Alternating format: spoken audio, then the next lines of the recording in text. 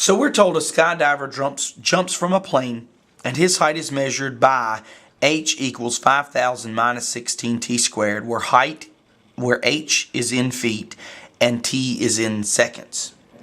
And we're asked the question, how long does the skydiver have before he hits the ground? Well, a lot of times people tell me math is, well, I'll never use math and I don't need to know math. And this is one of those things where if you're going to jump out of a perfectly good plane, you kind of need to know how long it takes before you're going to go splat. So it is a useful formula. This is actually a formula from physics, and it says your initial height, if you start with no velocity, i.e. you're in a plane and you're not dropping and you jump out and you start with no velocity, it's your initial height minus 16t squared is going to tell you your height off the ground all the way till you hit the ground. And that's for any object in feet. It's always going to be the initial height minus 16t squared. Now, the initial height obviously is 5,000 feet, so that means the plane is 5,000 feet high when you jump. Now, how are we going to do this? Well, it's real simple. They ask us, how long does the skydiver have before he hits the ground?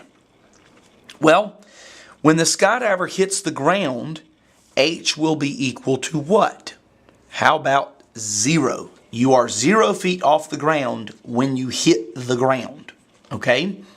So basically we're telling you h equals 0 in this statement, and we're asking you to solve the equation 0 equals 5,000 minus 16t squared. Well, there are many ways you can do this. One is obviously you could use the quadratic formula. You could try and factor.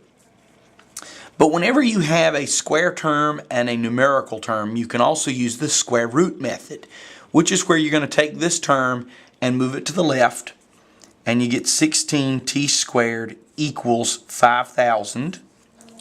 Okay, divide both sides by 16, you get t squared equals 312.5.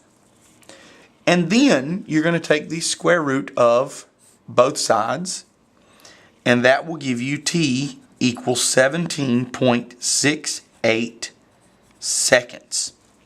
Now what that means is, from the time you jump out of a plane until the time you hit the ground will take 17.68 seconds.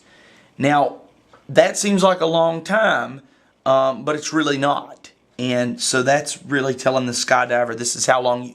Now, is it telling them how long they have to open their chute? Not really, because they can't open their chute 5 feet off the ground. So basically it's telling you that you don't have a long time from 5,000 feet before you go splat. So, and that's how you'd solve this problem. If you have any questions, please come see me.